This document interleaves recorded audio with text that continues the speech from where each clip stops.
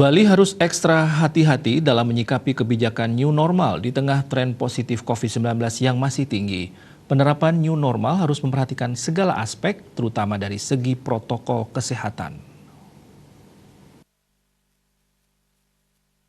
New normal berangkat dari Badan Kesehatan Dunia WHO yang menyatakan bahwa COVID-19 tidak akan hilang. Dengan pernyataan tersebut, Presiden Republik Indonesia Joko Widodo menggagas kebijakan perlu melakukan terobosan untuk menyikapi wacana new normal dalam rangka berdamai dengan COVID-19. Menyikapi hal tersebut, Ketua Komisi 1 DPRD Bali, Inyoman Adnyana mengatakan, penerapan new normal harus mempersiapkan segala aspek, mulai dari protokol kesehatan yang harus siap di semua lini, serta tren penyebaran COVID sudah mulai turun.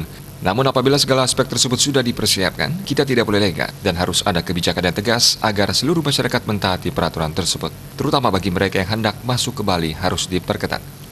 Kita harus ekstra hati-hati. Tidak boleh gerusu-gerusu karena memikirkan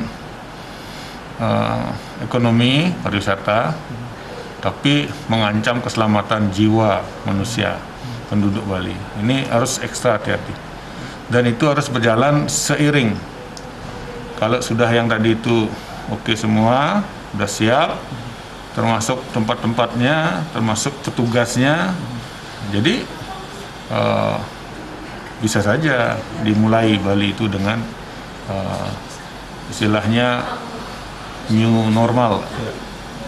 Jadi begitu kondisinya. Kalau masih ada penyebaran, ada transmisi lokal, sebaiknya ditunda dulu.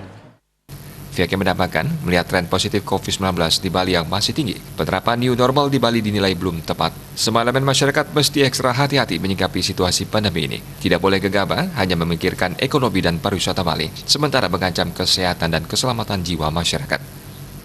Andika, Bali TV.